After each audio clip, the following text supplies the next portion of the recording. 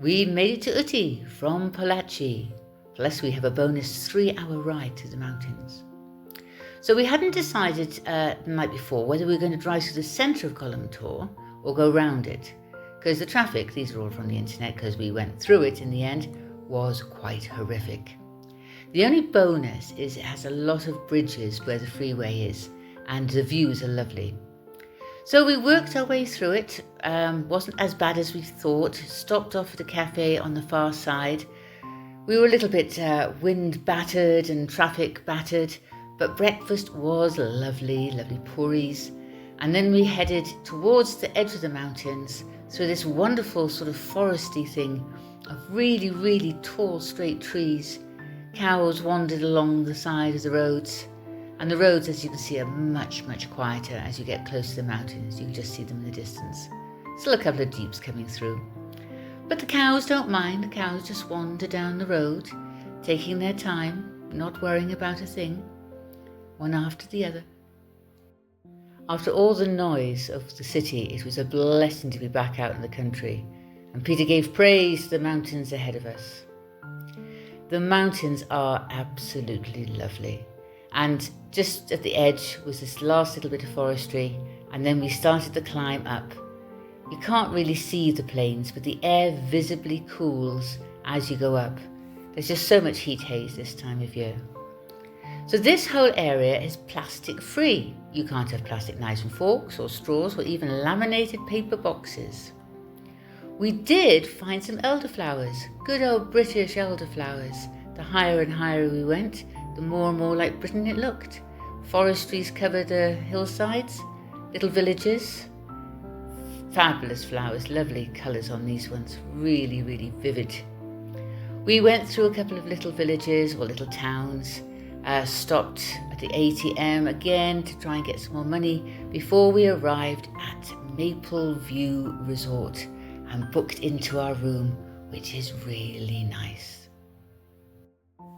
Lovely warm blanket on the bed, nice clean bathroom, and the views of the garden are lovely.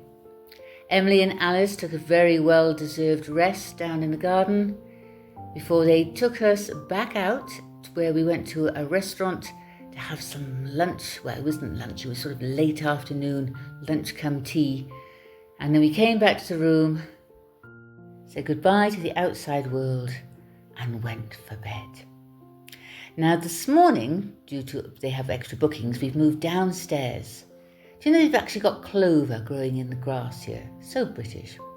Anyway, yesterday we came up through Connor, so today we decided we would explore the top road and go for a ride. I love riding a motorbike, and I must admit, when you've got scenery like this to look at, it is a pure joy. It was cold, not denying that. I had a t-shirt underneath my dress and my hoodie, my 2 scarves, gloves and socks, and Peter was still in his t-shirt, I know.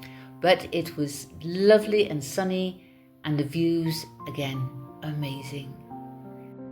Tea plantations, even the roots holding up the embankments were just fascinating to watch. Every little town seems to have its own unique little temple. They're all so beautifully painted. We reached the viewpoint that we wanted to reach, and then stopping the bikes, look at the poor dust on Emily, we turned around, not sure what they're planting there, and headed back. Saw this lovely dress that I wanted to get for my granddaughter, but unfortunately they didn't have it on her size. We stopped to rest our bottoms as much as we could, and then driving back into Ooty itself, look at those immaculate fields. Such straight lines, beautiful. And the vegetables, you should see the vegetables here. They are stunning in vivid colours. So it says it's 18 degrees here. I'm afraid with a wind chill factor, it feels a lot cooler than that.